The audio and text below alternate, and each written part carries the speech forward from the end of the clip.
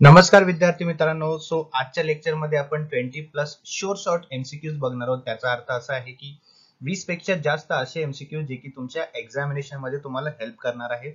या एमसीक्यूज ला आपण डिटेल मध्ये बघणार आहोत. त्या डिटेल्सचा जो महत्वपूर्ण एक पैलू आहे तो असा आहे की तुमच्या एक्झामिनेशन मध्ये जो प्रश्न विचारले जातात ते या इन्फॉर्मेशन मधून विचारले जाऊ शकतात. एक एक प्रश्न तुमच्यासाठी खूप महत्वाचा आहे, त्यामुळे सर्वांनी शेवटपर्यंत हा सेशन बघायचा आहे. त्यासोबतच एक महत्वपूर्ण सूचना, जे विद्यार्थी येणाऱ्या महाराष्ट्र सेटसाठी प्रिपरेशन करत आहेत, तयारी करत आहेत, त्यांच्यासाठी ग्लोबल ऑनलाईन घेऊन आलेला आहे पेपर 1चा फुल कोर्स, ज्यामध्ये तुम्हाला मॉक टेस्ट मिळणार आहेत, संपूर्ण अभ्यासक्रमावरती नोट्स मिळणार आहेत, व्हिडिओ लेक्चर्स मिळणार आहेत आणि तुमच्या सरावासाठी एमसीक्यूज आणि पीवायक्यूजचं पीडीएफ देखील मिळणार आहे. तर तुम्ही या नंबरवरती व्हॉट्सअप मेसेज किंवा व्हॉट्सअप कॉल करून हा कोर्स जॉईन करू शकता आणि तुमच्या प्रिपरेशनला आणखीन बूस्टअप करू शकता.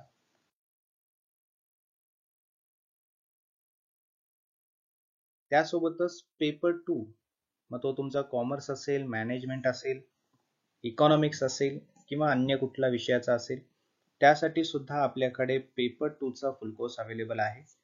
पेपर 2च्या फुल कोर्समध्ये सुद्धा तुम्हाला मॉक टेस्ट मिळतील, संपूर्ण अभ्यासक्रमावरती नोट्स मिळतील, व्हिडिओ लेक्चर्स मिळतील आणि तुमच्या सरावासाठी एमसीक्यूज आणि पीवायक्यूजचं पीडीएफ देखील तुम्हाला मिळणार आहे. ठीक आहे. Without getting late, without delaying, आजच सर्वांनी या नंबरवरती कॉन्टॅक्ट करायचा आहे आणि हा कोर्स जॉईन करायचा आहे. ठीक आहे. आणि मी तुम्हाला गॅरंटी देतो की हा कोर्स जॉईन केल्यानंतर जे काही इन्फॉर्मेशन्स दिले जातील, जे काही इंटिमेशन्स दिले जातील, ते तुम्ही सिन्सिअरली फॉलो केलात तर हा अटेम्प्ट जो आहे तो तुम्ही लवकरच क्लिअर कराल. Okay, so this is first question. Which of the following pollutants are included in the air quality index? ठीक आहे. AQI जो आहे, भारताचा AQI जो आपल्याला हवामान दर्शवतो किंवा वायूचं कंडिशन आहे ना, क्वालिटी कशी आहे ते आपल्याला सांगतो. ते एअर क्वालिटी इंडेक्स मध्ये खाली दिल्यापैकी कुठले वायू, ठीक आहे, किंवा कुठले प्रदूषके समाविष्ट आहेत हे विचारलेले आपल्याला. ठीक आहे. तर एअर क्वालिटी इंडेक्स मध्ये जे काही आपल्याला प्रदर्शित केलं जातं त्याच्यामध्ये कुठल्या वायूंना कन्सिडर करून आपल्याला ते हवामान प्रदर्शित केलं जातं किंवा कंडिशन सांगितले जाते ते विचारले आपल्याला. तर ABCDEF असे 6 प्रदूषके आहेत. यापैकी कुठले प्रदूषके एअर क्वालिटी इंडेक्स मध्ये आढळतात असं विचारले. ठीक आहे. तर याचं उत्तर तुम्हाला कमेंट बॉक्स मध्ये द्यायचं आहे. ABCD ऑप्शन्स पैकी जे काय असेल ते.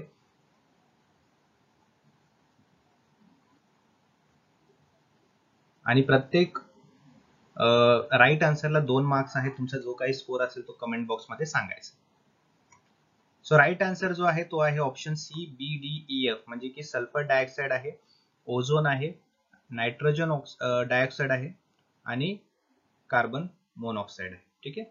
हे 4 जे प्रदूषके आहेत ना, पोल्युटंट्स आहेत, ते AQI मध्ये प्रदर्शित केले जातात. बघा, central pollution control board CPCB जे आहे त्यांचा AQI हा एक इनिशिएटिव्ह आहे भारताचा. ठीक आहे. त्यामध्ये तुम्हाला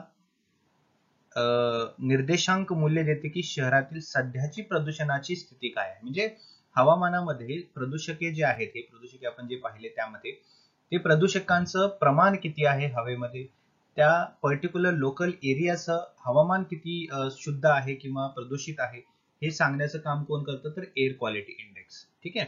PM10, PM2.5, ozone, sulphur dioxide, nitrogen dioxide, carbon monoxide, शिसे, त्यानंतर अमोनिया, ही 8 प्रदूषके प्रमुख मापदंड म्हणून काम करतात. म्हणजे AQI मध्ये, ठीक आहे, AQI जो आहे त्या AQI मध्ये हे 8 प्रकारचे प्रदूषके जे आहे ते आढळतात.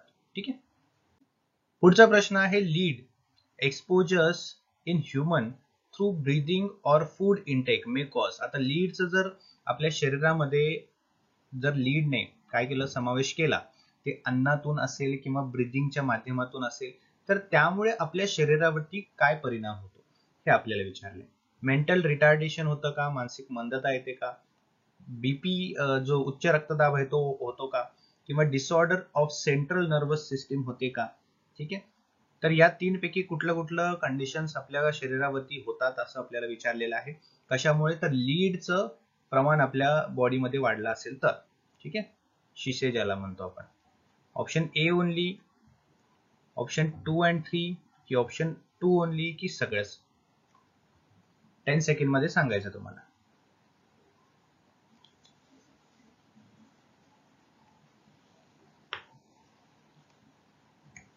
So all of the above. Mental retardness पण होतं, हाय ब्लड प्रेशर पण होतं, आणि सेंट्रल नर्वस सिस्टीम मध्ये डिसऑर्डर होतं, म्हणजे विकृती येते. ठीक आहे.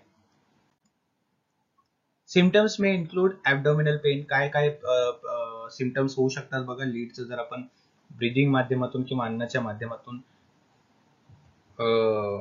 शिशेचं सेवन केलं तर. ऍब्डोमिनल पेन होतं, कॉन्स्टिपेशन होऊ शकतं, हेडॅक होतं, इरिटेबिलिटी होतं, मेमरी प्रॉब्लेम होतो, इन्फर्टिलिटी सुद्धा होते, आणि टिंगलिंग इन हँड्स आणि फीट ते सुद्धा होतं.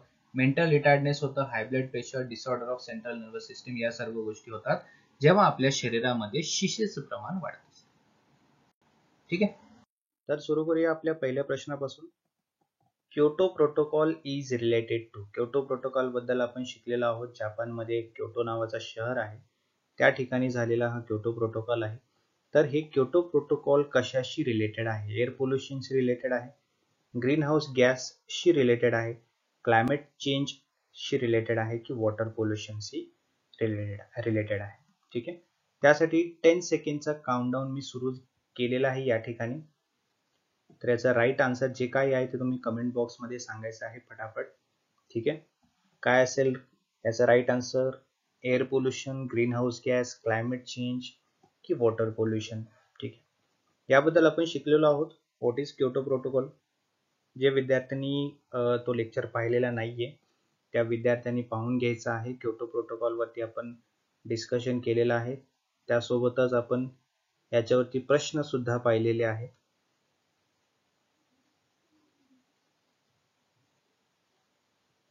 Okay, so right answer of this question is option B, greenhouse gas.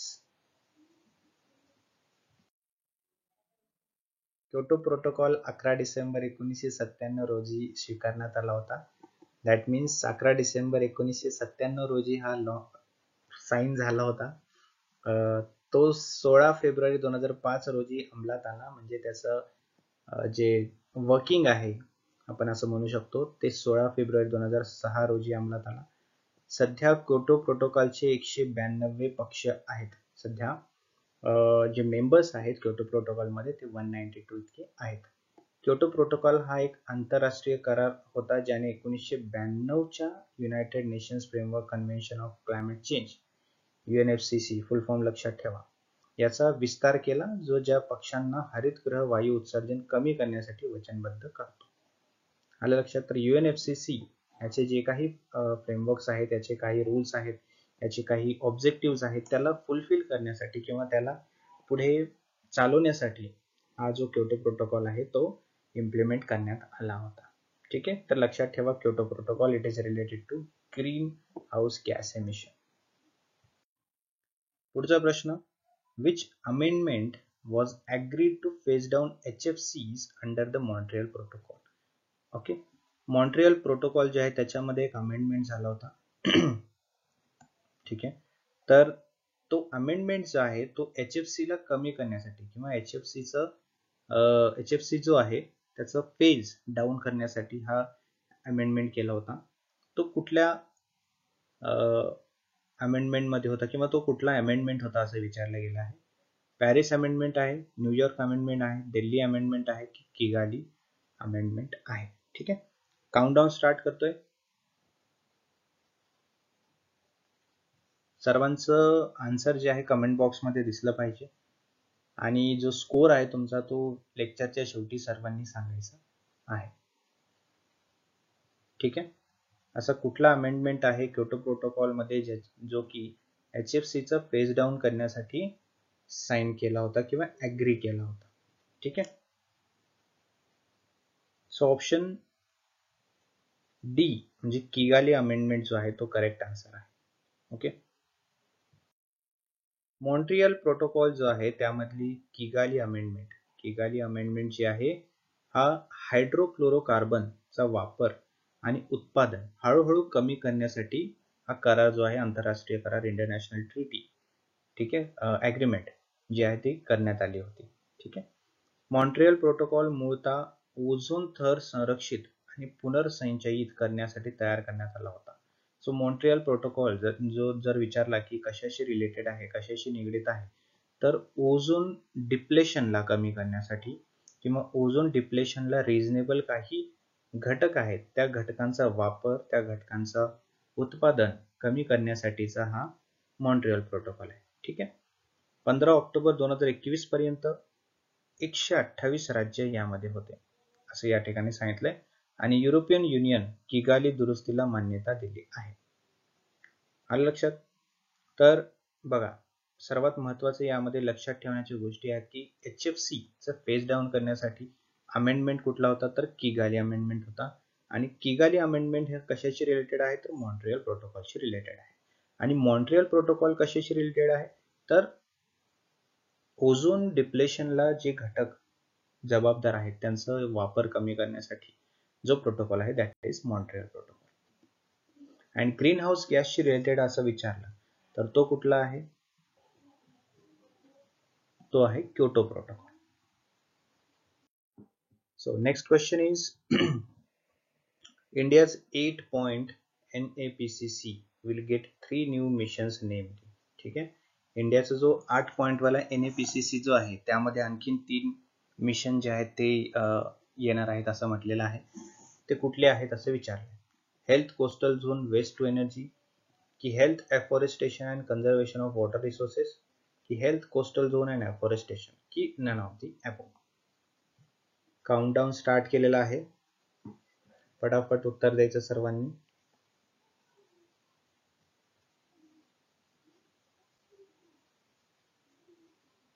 NAPCC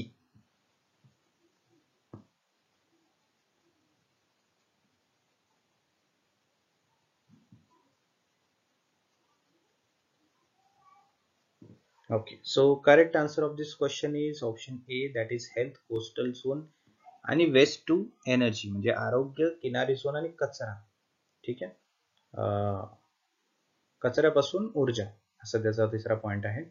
तर हे 3 नवीन मिशन जे आहेत ते येणार किंवा ऍड होणार आहेत असं म्हटलेलं आहे.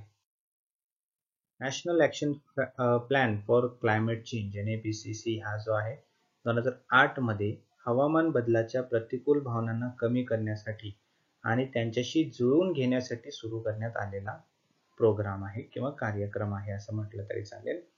कृती आराखडा 2008 मध्ये 8 उपमोहिमांसह सुरू करण्यात आला होता. हा 8 न्यू मिशन्स आहेत NAPCC मध्ये. आपण प्रत्येक मिशन डिस्कस केलं होतं आपल्या कन्सेप्ट शिकताना. ठीक आहे. भारताच्या अर्थव्यवस्थेतील उत्सर्जनाची तीव्रता कमी करण्यावर लक्ष केंद्रित करून भारताची विकासात्मक उद्दिष्टे पूर्ण करणे हे या योजनेचे उद्दिष्ट आहे ना.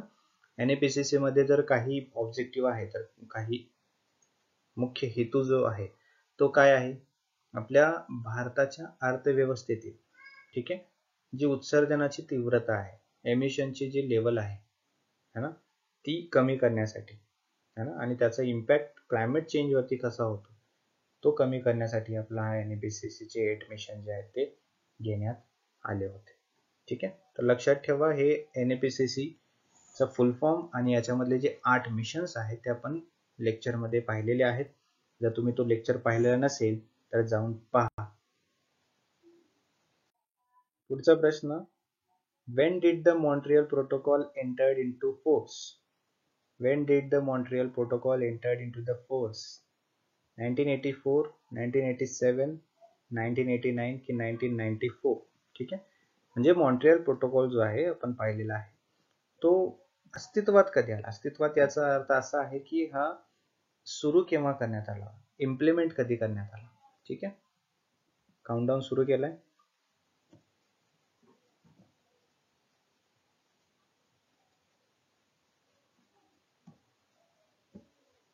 ओके, आन्सर द्या सर्वांनी फटाफट. काय असू शकतं याचं करेक्ट आन्सर? 1984, 87, 89 की 94? 4.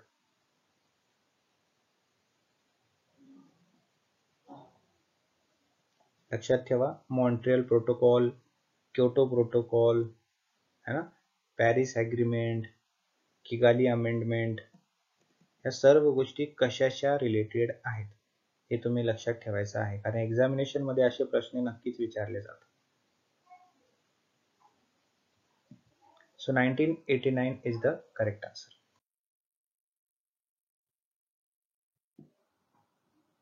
ठीक आहे, तर मॉन्ट्रियल प्रोटोकॉल हा एक इंटरनॅशनल ॲग्रीमेंट आहे, आंतरराष्ट्रीय करार आहे, जो ओझोनच्या कमी होण्यास जबाबदार असलेल्या असंख्य पदार्थांचे उत्पादन टप्प्याटप्प्याने काढून ओझोन थराचे संरक्षण कमी करण्यासाठी डिझाईन केलेले आहे. म्हणजेच ओझोन डिप्लेशनला इम्पॅक्ट करणारे जे काही घटक आहेत, पर्यावरणीय घटक आहेत किंवा अँथ्रोपोजेनिक ॲक्टिव्हिटीजमुळे घडणाऱ्या काही एमिशन्स आहेत, त्यामुळे जे की ओझोन लेअरचं डिप्लेशन होतं है ना, ओझोन थराचं काय होतं, ऱ्हास होतो, त्या ऱ्हासला कमी करणाऱ्या घटकांचं उत्पादन आणि त्यांचा यूज, त्यांचा वापर कमी करण्यासाठी हा अंमलात आणला गेलेला एक प्रोटोकॉल आहे किंवा एक ॲग्रीमेंट आहे. ठीक आहे, त्याचं नाव आहे मॉन्ट्रियल प्रोटोकॉल. 16 सप्टेंबर 1987 मध्ये हा मान्य करण्यात आला होता, याची साईन झाली होती. परंतु 1 जानेवारी 1989 रोजी अंमलात आणण्यात आला. ठीक आहे, त्यात अंमलात आणणं म्हणजेच काय, इम्प्लिमेंट करणं. आणि इम्प्लिमेंटचा प्रश्न कसा येतो की when did this agreement came into the force. Okay, came into the force म्हणजे तो फोर्स मध्ये कधी आला, म्हणजेच चालू कधी झालं. ओके, असा त्याचा अर्थ होतो. पुढचा प्रश्न आहे, green house conference is also non as. ठीक आहे, ग्रीन हाऊस कॉन्फरन्स असं कोणाला म्हटलं जातं, क्योटो कॉन्फरन्सला म्हटलं जातं, स्टॉकहोम कॉन्फरन्सला म्हटलं जातं, मॉन्ट्रियल प्रोटोकॉलला म्हटलं जातं, की या सर्वांनाच, म्हणजे ऑल ऑफ दी अबोव याचा आन्सर असू शकतं. काय असू शकतं सांगा फटाफट. ओके, सो काउंटडाऊन सुद्धा स्टार्ट केलेला आहे. Within these 10 seconds you need to answer in the comment box. Correct?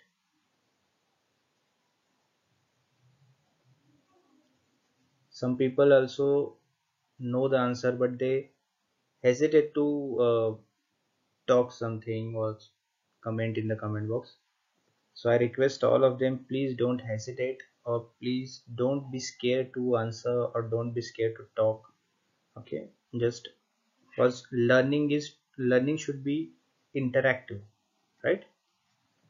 So आपल्याला काय करायचं आहे, शिकायचं आहे ते इंटरॅक्टिव्ह पद्धतीने शिकायचं आहे. ओके, माझं चुकेल, सर काहीतरी बोलतील याच्याकडे लक्ष द्यायचं नाही. Okay, so right answer is option A, that is Kyoto conference. ठीक आहे, पुढील प्रश्न, where did the 26th conference of parties that means COP which happened to convention on biological diversity take place. ठीक आहे, biological diversity, convention on biological diversity याच्यावरती जे COP26 घेतला होता तो कुठे घेण्यात आला होता असा प्रश्न आहे. पॅरिस, ग्लासगो, मॅड्रिड और इंडिया. सांगा कुठे घेण्यात आला होता हा कॉन्फरन्स 26 है ना. आता याचं उत्तर सर्वांकडून अपेक्षित आहे. 10 सेकंडचा काउंटडाऊन स्टार्ट केलेला आहे. लेक्चर ऐकता ऐकता कोणी झोपायचं नाहीये, सर्वांचे कमेंट बॉक्स मध्ये आन्सर आले पाहिजे. ठीक आहे,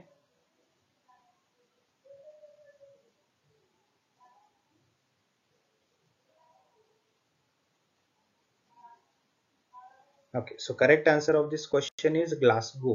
ठीक आहे, ग्लासगो याचा करेक्ट आन्सर आहे.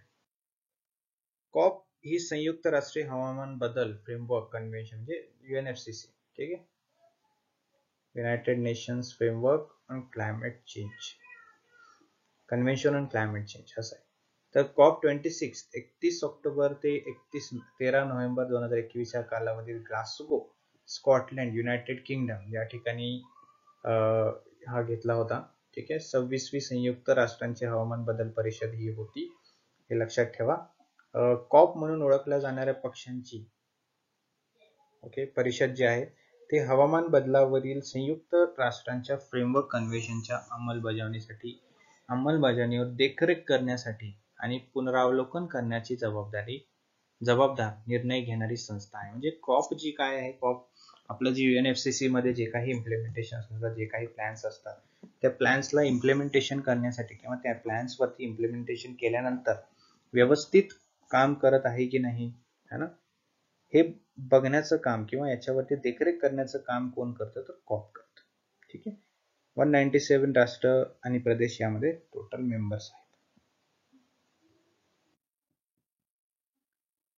पुढचा प्रश्न, the environment protection act 1986 passed in March 1986 came into force on. आता बघा यामध्ये एन्व्हायरमेंटल प्रोटेक्शन ऍक्ट बद्दल आपल्याला सांगितलं आहे ना, तर एन्व्हायरमेंटल प्रोटेक्शन ऍक्ट आपण पाहिला होता. एन्व्हायरमेंटल प्रोटेक्शन ऍक्ट 1986 मध्ये पास झाला होता, परंतु त्याचं इम्प्लिमेंटेशन किंवा त्याचं आपण बोलू शकतो की when did that agreement or when did that act, sorry not agreement, when did that act was came into the force.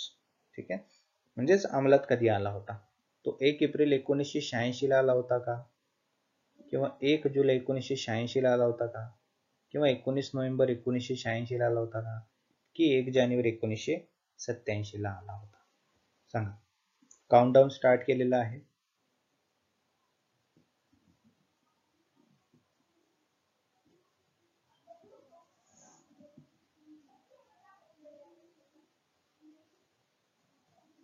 फटाफट उत्तर द्यायचं सर्वांनी.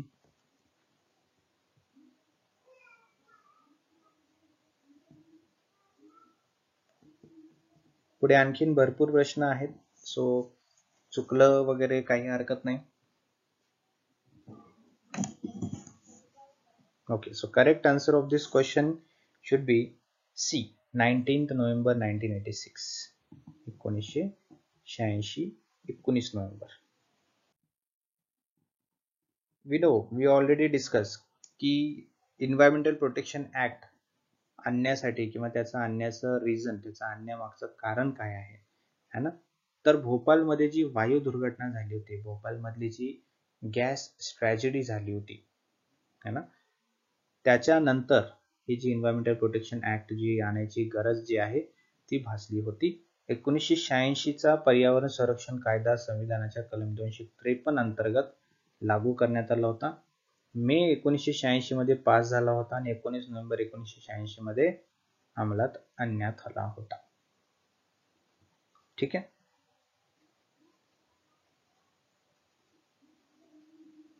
चला पुढचा प्रश्न बघूया. पर्यावरण संरक्षण कायदा 1986 हा भारतीय संसदेचा कायदा आहे. ठीक आहे, तर लक्षात ठेवायचं सर्वांनी. पुढचा प्रश्न, the UN framework convention on climate change.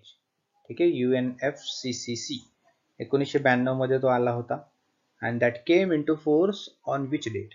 21 March 1993, 21 March 1994, 29 March 1993 की 29 March 1994.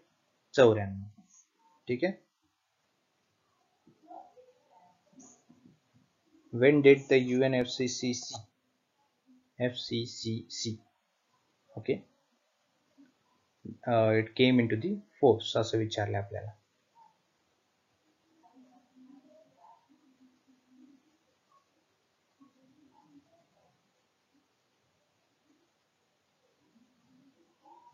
Okay, so right answer is option B. ठीक आहे, बी ऑप्शन जे आहे 21 मार्च 1994 त्याचं एक्झॅक्ट करेक्ट आन्सर आहे.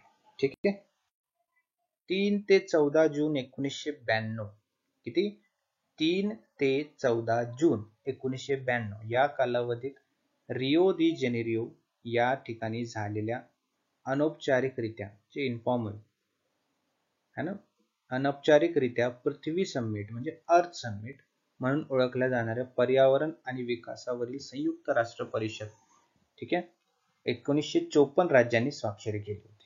हे बॉन येथे मुख्यालय असलेल्या सचिवालयाची स्थापना करण्यात आली आणि 21 मार्च 1994 रोजी हा अंमलात आणण्यात आला होता.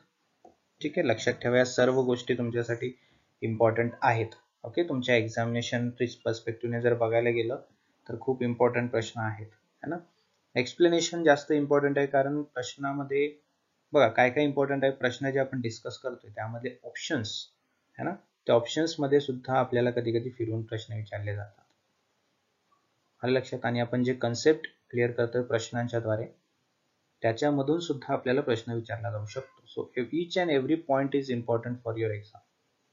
पुढचा प्रश्न, which one of the following is the objective of Kyoto protocol. Kyoto protocol काय आहे आपण पाहिलंय, त्याचा उद्देश काय आहे असं आपल्याला विचारले.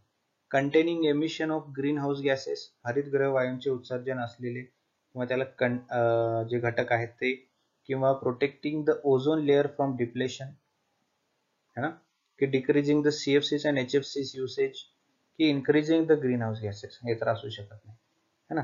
काय असू शकतं मग, डी ऑप्शन तर कटच झालेलं आहे, कारण ग्रीन हाऊस गॅसेसला इन्क्रीज करणं हे कुठल्याही ऍग्रीमेंटचं, प्रोटोकॉलचं, अमेंडमेंटचं हेतू नाही. करेक्ट.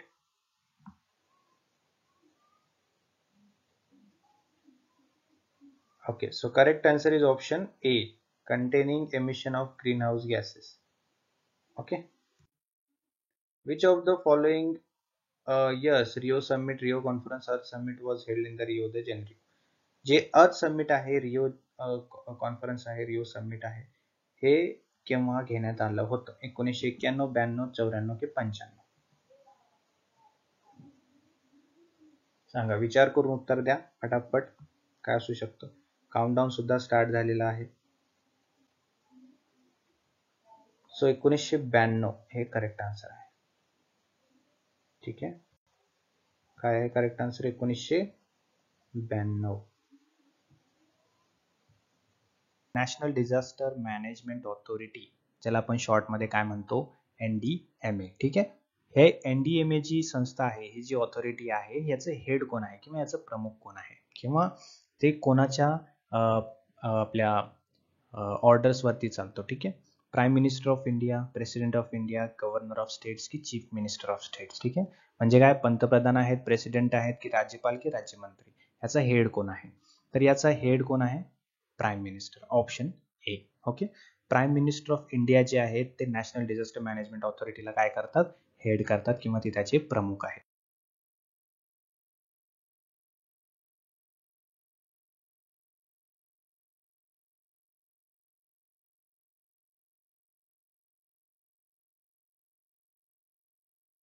तर या ठिकाणी बघा, भरपूर साऱ्या गोष्टी आहेत, तुम्हाला यामध्ये आता इन्फॉर्मेशन बघायला मिळेल. ठीक आहे, भारताच्या पंतप्रधानांच्या अध्यक्षतेखाली राष्ट्रीय आपत्ती व्यवस्थापन प्राधिकरण NDMA, जसं आपण आता क्वेश्चन मध्ये पाहिलं. ठीक आहे, ही भारतातील आपत्ती व्यवस्थापनाची सर्वोच्च संस्था आहे.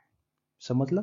तर यावरती सुद्धा प्रश्न येऊ शकतो. ठीक आहे, भारतातील आपत्ती व्यवस्थापनाची सर्वोच्च संस्था कुठली? तर कुठली आहे? NDMA. ठीक आहे, आता हे जे NDMA आहे, हे 23 डिसेंबर 2005 रोजी जे व्यवस्थापन कायदा, आपत्ती व्यवस्थापन कायदा, ज्याला आपण काय म्हणतो, डिझास्टर, ठीक आहे, डिझास्टर मॅनेजमेंट ऍक्ट, ठीक आहे, 2005, त्याच्या अंतर्गत है ना.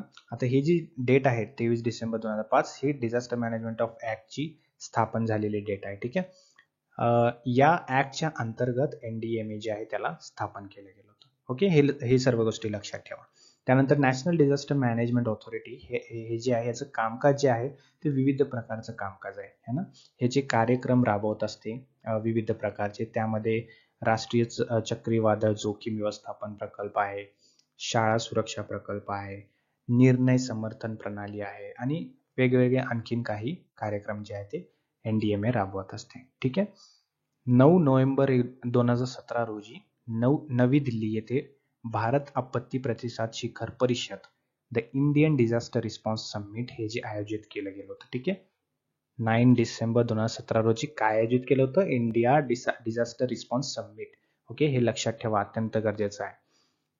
हे काय होतं यामध्ये, की जी राष्ट्रीय आपत्ती व्यवस्थापन प्राधिकरण NDMA आणि social networking site Facebook, okay, या दोघांनी मिळून याचं नियोजन केलं होतं. कशाचं? India disaster response summit. आणि ही जी परिषद होती ही एक आपत्ती प्रतिसादावरती फेसबुक सोबतची भागीदारी करणारा भारत हा पहिला देश ठरला होता. ओके, म्हणजे जे नॅशनल डिझास्टर्स असतात है ना, किंवा डिझास्टरवरती जे मॅनेजमेंट असतं किंवा रिस्पॉन्स जो असतो डिझास्टरसाठी, त्यासाठीची फेसबुक सोबत भागीदारी करणारा भारत हा जगातला सर्वप्रथम देश आहे. ठीक आहे, यावरती सुद्धा क्वेश्चन विचारला जाऊ शकतो. त्यामुळे हे सर्व गोष्टी ज्या आहेत तुम्ही तुमच्या नोटबुकमध्ये नोट डाऊन करा किंवा याचा स्क्रीनशॉट काढून ठेवा, तुम्हाला उपयोगी ठरेल. पुढे बघा, which of the following groups people is more vulnerable in the event of disaster, है ना. आता जर आपत्ती येत असेल है ना, आपत्तीमध्ये सगळ्यात जास्त वल्नरेबल कोण आहे है ना, कुठल्या घटकावरती जास्तीत जास्त आपत्तीचा परिणाम होतो. Okay, main boys and old people म्हणजे पुरुष मुले आणि वृद्ध लोक, की मेन विमेन अँड बॉयज म्हणजे पुरुष महिला आणि मुले, की women children and old people म्हणजे महिला मुले आणि वृद्ध लोक, की नन ऑफ द अबोव, है ना. तर यामध्ये ऑप्शन सी जे आहे ते स्टडीज नुसार राईट आहे. ठीक आहे, as per the different studies त्यामध्ये विमेन चिल्ड्रन आणि ओल्ड पीपल जे आहेत ते मोस्ट वल्नरेबल असतात असं सांगितलेलं आहे. ठीक आहे, पुढील प्रश्न बघा, international tsunami information centre is located. International विचारलंय. ठीक आहे, international tsunami information centre ITIC. Okay, हे कुठे आहे, हे कुठे लोकेटेड आहे? होनोलुलू, गोवा, जकार्ता की पुदुचेरी? तर हे जे इंटरनॅशनल सुनामी इन्फॉर्मेशन सेंटर आहे हे होनोलुलू, ठीक आहे, होनोलुलू या ठिकाणी स्थितीत आहे. ठीक आहे, याबद्दल बघा, आता होनोलुलू हे जे या ठिकाणी हे आपलं एक प्लेसचं नाव आहे. या ठिकाणी आंतरराष्ट्रीय सुनामी माहिती केंद्र ITIC, ठीक आहे, ची स्थापना संयुक्त राष्ट्र शैक्षणिक, वैज्ञानिक आणि सांस्कृतिक संघटना, ज्याला आपण युनेस्को म्हणतो, ठीक आहे, याच्या अंतर्गत आणि IOCच्या अंतर्गत ही काय केलेली आहे, स्थापन झालेली आहे. कधी? नोव्हेंबर 1965 मध्ये. आता हे IOC काय आहे, तर IOC इंटर गव्हर्नमेंटल, ठीक आहे, इंटर गव्हर्नमेंटल, त्यानंतर ओशनोग्राफिक, ठीक आहे, हे लक्षात ठेवा, oceanographic organisation. Okay, intergovernmental oceanographic organisation म्हणजे आंतर सरकारी समुद्रशास्त्रीय आयोग. ठीक आहे, नोव्हेंबर 1965 मध्ये त्याची स्थापना झाली होती. कशाची? ITIC ची. त्यानंतर इंडियामध्येच, जसं की होनोलुलू येथे इंटरनॅशनल सुनामी चं माहिती केंद्र आहे, तसं इंडियामध्ये ते कुठे आहे? हैदराबादमध्ये. आणि त्याला काय म्हटलं जातं? Indian tsunami early warning system, ITEWS, जी की 2007 मध्ये करण्यात आली होती. ठीक आहे, INCOIS, Indian national centre for ocean information service, हे कुठे आहे? हैदराबाद येथे स्थगित आहे. ठीक आहे, त्यानंतर पुढे बघा, intensity scale used for the measuring earthquake. Okay, भूकंप मोजण्यासाठी त्याचं तीव्रतेचं प्रमाण मेजर करण्यासाठी काय वापरलं जातं किंवा त्याचं स्केल काय आहे? ठीक आहे, 1 ते 9 आहे, 1 ते 5 आहे, 1 ते 12 आहे, की 1 ते 7 आहे? तर 1 ते 12 पर्यंत त्याची स्केल असते. ठीक आहे, भूकंप मोजण्याची. ओके, तर हे इम्पॉर्टंट आहे, लक्षात ठेवा. सिस्मोग्राफी ज्याला आपण म्हणतो, ते एक भूकंप मोजण्याचं साधन आहे. ओके, आता त्यामध्ये डिफरंट वेव्ज असतात, लहरी असतात, जसं की P वेव्ह आहे, S वेव्ह आहे आणि सरफेस वेव्ह आहे. ठीक आहे, असे 3 प्रकारचे वेव्स असतात. आता P वेव्ह जे असतात है ना, हे सर्वात वेगवान असतात. सर्वप्रथम जी वेव्ह आपल्याला मेजर करता येते ती P वेव्ह असते. ठीक आहे, अशा प्रकारचं एक सिस्मोग्राफ असतं. त्यामध्ये काय होतं, जेव्हा भूकंप म्हणजे एक नॉर्मल एक कंडिशन असते तेव्हा असं असतं, जेव्हा भूकंपचा पहिला झटका बसतो तेव्हा P वेव्स असतात. ठीक आहे, P वेव्स, त्याची तीव्रता जर जास्त असेल तर मग ते S वेव्स मध्ये मोजलं जातं. आणि त्यानंतर असं जर मोठे वेव्स असतील तर ते सरफेस वेव्ह असतात है ना. सरफेस वेव्ह म्हणजे काय, जेव्हा सरफेस वरती ते वेव्स, ते भूकंप जेव्हा फटका देत असतात तेव्हा ते सरफेस वेव्ह वरती आपल्याला दिसून येतात. तर अशा प्रकारे एक सिस्मोग्राफी असते. ठीक आहे, P वेव्स, S वेव्स आणि सरफेस वेव्ह असे 3 प्रकारचे त्यामध्ये लहरी असतात. त्यावरून भूकंपाची तीव्रता, त्याची स्केल जी आहे ती मेजर केली जाते. ओके, पुढे बघा, the disaster management act was made in. आता डिझास्टर मॅनेजमेंट ऍक्ट आपण आत्ताच बघितलं. ठीक आहे, तर हे डिझास्टर मॅनेजमेंट ऍक्ट जे आहे ते केव्हा आलं होतं? 2006, 2003, 2005 की 2009? सोपा प्रश्न आहे. तर याचा आन्सर काय असणार आहे? ऑप्शन सी, ऑब्व्हियसली 2005 आहे ना. यामध्ये काही अवघड नव्हतं. डिझास्टर मॅनेजमेंट ऍक्ट 2005 असंच त्याचं नाव आहे, त्यामुळे 2005 मध्ये ते आलं होतं. आपत्ती व्यवस्थापनाचे उद्दिष्ट धोक्यामध्ये होणारे संभाव्य नुकसान कमी करणे किंवा टाळणे, आपत्तीग्रस्तांना त्वरित आणि योग्य मदतीची हमी देणे आणि जलद आणि प्रभावी पुनर्प्राप्त करणे हे आहे. काय आहे हे? आपत्ती व्यवस्थापनाचे उद्दिष्ट. ओके. आता यामध्ये बघा, असे उद्दिष्ट तुम्हाला ऑप्शन्स मध्ये दिले जातील आणि प्रश्न विचारला जाईल की which of the following are the features of किंवा which of the following are the objectives of the disaster management act 2005. ठीक आहे. त्यामध्ये एक दोन असे असतील की ते त्यांचे उद्दिष्टे नसतील, है ना. ते बघून आपल्याला राईट आन्सर जे आहे ते करेक्ट करायचं आहे. ठीक आहे. आपत्ती व्यवस्थापन कायदा 2005 राज्यसभेने 28 नोव्हेंबर 2005 रोजी मंजूर केला आणि लोकसभेने 12 डिसेंबर 2005 रोजी काय केला? आपलं राजी केला. ठीक आहे. Next is the Bhopal gas disaster occurred in. ठीक आहे. भोपाल गॅस डिझास्टर असं एक आपत्ती आली होती, इंडस्ट्रीयल त्याला डिझास्टर म्हणतात. ठीक आहे. तर ही इतिहासातली खूप मोठी एक इंडस्ट्रीयल डिझास्टर होतं. ठीक आहे. भोपाल गॅस डिझास्टर त्याला म्हटलं जातं. तर ते केव्हा झालं होतं? 1986, 2003, 1984 की 2009? ठीक आहे. तर याचा राईट आन्सर आहे 1984. ठीक आहे. 1984 मध्ये हे भोपाल गॅस डिझास्टर झालं होतं. या ठिकाणी बघा, भोपाळ आपत्ती, ठीक आहे, भोपाळ डिझास्टर ही एक रासायनिक गळती होती जी की 3 डिसेंबर 1984 रोजी भारतातील भोपाळ शहरात झाली होती. ठीक आहे. तर हे लक्षात ठेवा, 3 डिसेंबर 1984 रोजी भोपाळ आपत्ती किंवा भोपाळ डिझास्टर. ठीक आहे. यामध्ये सुमारे 15,000 ते 20,000 पर्यंत लोक जे आहेत त्यांचा या मोर्टॅलिटी रेट होता. ठीक आहे. त्यावेळी इतिहासातील सर्वात भीषण औद्योगिक अपघात होता. ठीक आहे. जसं की मी तुम्हाला सांगितलं, 3 डिसेंबर 1984 रोजी, ठीक आहे, जे इंडस्ट्रीयल जे डिझास्टर होतं ते एक केमिकल डिझास्टर होतं. ठीक आहे. तर अमेरिकन फर्म होती ते युनियन कार्बाइड कॉर्पोरेशन नावाची, जी की एक भारतीय सबसिडरी होती किंवा भारतीय मालकीची होती. त्यामध्ये कीटकनाशक ही जी फर्म आहे त्याच्या प्लांटमधून सुमारे 45 टन धोकादायक गॅस, ज्याला मिथाइल आयसोसायनेट असं म्हटलं जातं, त्याची गळती झाली होती किंवा ते त्याचं एमिशन झालं होतं. ठीक आहे. तर हे जे डिझास्टर आहे भोपाळ डिझास्टर खूप इम्पॉर्टंट आहे तुमच्या एक्झामिनेशन पर्स्पेक्टिव्हने. ठीक आहे. तर 3 डिसेंबर 1984 डेट लक्षात ठेवा. ठीक आहे. त्यानंतर भोपाळ आपत्ती, त्या आपत्तीचं नाव लक्षात ठेवा. ठीक आहे. पुढे बघा, in India national institute of disaster management is located at. ठीक आहे. भारतात राष्ट्रीय आपत्ती व्यवस्थापन संस्था हे कोठे आहे किंवा कुठे स्थितीत आहे? मणिपूर, पंजाब, हैदराबाद की न्यू दिल्ली? ठीक आहे. इंडियाचं जे national institute of disaster management आहे ते कुठे आहे? तर न्यू दिल्लीमध्ये. त्याचं ऑफिस जे आहे, त्याचं हेड ऑफिस जे आहे ते कुठे आहे? न्यू दिल्लीमध्ये. ओके. पुढील प्रश्न बघा, the level of risk of disaster depends on, है ना. डिझास्टर जो असतो है ना, त्याची लेवल, त्याचं मेजरमेंट जे आहे, ठीक आहे, मेजरमेंट ते कशावरती असतं? मेजरमेंट. ठीक आहे. मेजर कसं केलं जातं किंवा कोणत्या बेसवरती केलं जातं? ऑप्शन्स बघा काय काय आहेत. नेचर ऑफ हजार्ड, म्हणजे जे धोका झाला होता, जे डिझास्टर होतं त्याचं स्वरूप काय होतं, है ना, कसला डिझास्टर होता त्यावरती, किंवा vulnerability of the elements which are affected. ठीक आहे. काही जे एलिमेंट्स आहेत, काही जे घटक आहेत, त्यावर वल्नरेबिलिटी म्हणजे किती प्रमाणात त्यावरती अफेक्ट झालेला आहे. ठीक आहे.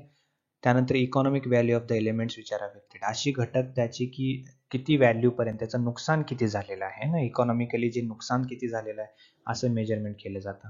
तर ऑप्शन डी बघा, ऑल ऑफ द अबव. तर कशाच्या बेसवरती डिझास्टरची जी रिस्क आहे किंवा लेवल ऑफ रिस्क आहे, है ना, जोखमीची जी पातळी आहे ती कशावर, कोणत्या बेसवरती मेजर केली जाते?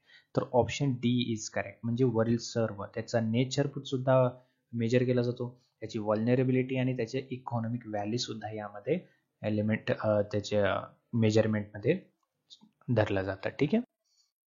पुढे बघा, floods can be prevented by. आता जे पूर असतात है ना, पूर, त्याला कशा प्रकारे टाळता येऊ शकतं, है ना, हे एक आपलं प्री रिक्विजिट प्लॅन असू शकतो. म्हणजे पूर जर सॉरी येणार असेल है ना, पूर जर येणार असेल तर त्याला आपण टाळण्यासाठी, त्याला प्रिव्हेंट करण्यासाठी आपण काय करू शकतो, म्हणजे जेणेकरून त्याची आपत्तीची जी लेवल आहे ती आपण कमी करू शकतो है ना.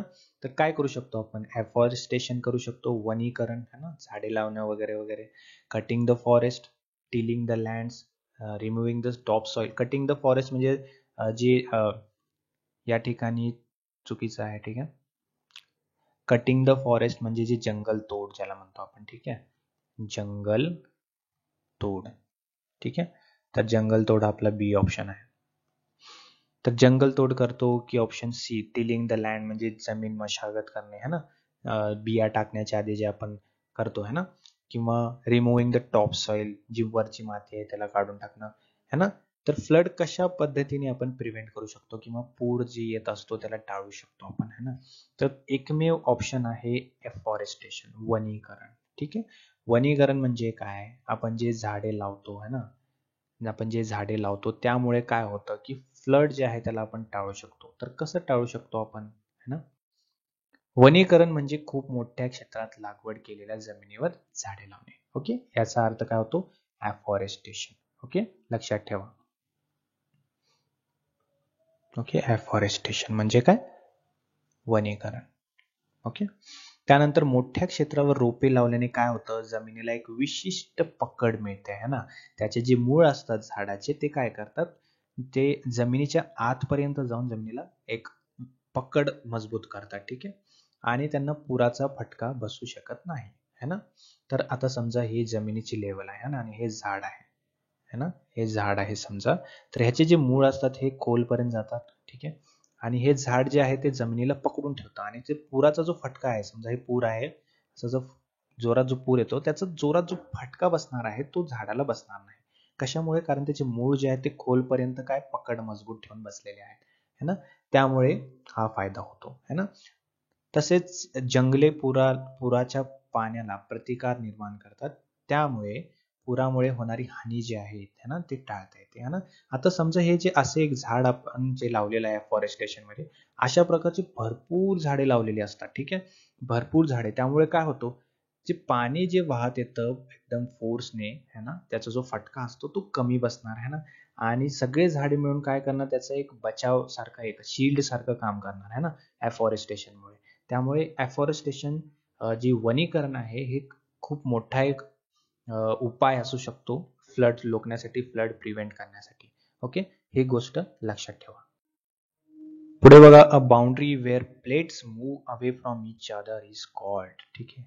टेक्टोनिक प्लेट्स म्हणून अशी एक इम्पॉर्टंट थेअरी आहे किंवा एक पार्ट आहे जी की आपल्याला स्टडी करणं इम्पॉर्टंट आहे, कारण त्यावरती वेगवेगळे क्वेश्चन्स डिपेंड्स आहेत, जसं की फ्लड होणं है ना, फ्लड असेल, अर्थक्वेक असेल है ना, भूकंप है ना, अर्थक्वेक असेल, त्यानंतर आणखीन डिफरंट डिफरंट जे आपले डिझास्टर्स असतात ते या कारणाने सुद्धा होतात है ना, टेक्टॉनिक प्लेट्सच्या मुव्हिंग्समुळे, ठीक आहे. तर या ठिकाणी काय म्हटलेलं आहे, असे प्लेट्स जे की एकमेकापासून दूर जातात ते कुठले प्लेट्स आहेत, डायव्हर्जंट आहेत, कन्व्हर्जंट आहेत, ट्रान्सफॉर्म आहेत की शियर बाउंड्री आहे, ठीक आहे.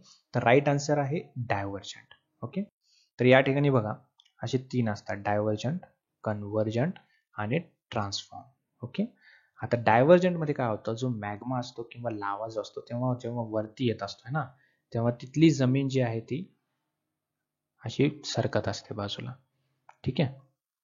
त्यामुळे ह्या प्रकारची एक डायव्हर्जंट बाउंड्री तयार होते है ना. जसे की क्वेश्चन मध्ये सांगितलं, काय काय विचारलं होतं, जेव्हा दोन बाउंड्री एकमेकापासून दूर होत असतात. आता हे दोन बाउंड्री आहेत, ही एक आणि ही दोन है ना, हे दोन बाउंड्री काय होत आहेत, एकमेकापासून लांब जात आहेत है ना, त्यामुळे त्याला डायव्हर्जंट बाउंड्री, ते डायव्हर्ट होत आहेत एकमेकापासून. त्यानंतर कन्व्हर्जंट बाउंड्री, कन्व्हर्जंट म्हणजे काय, एक अशी एक प्लेट असते, दुसरी प्लेट काय होते त्याच्या खाली जाते है ना, अशी एक जी टेक्टोनिक प्लेट असते त्याला कन्व्हर्जंट म्हटलं जातं है ना.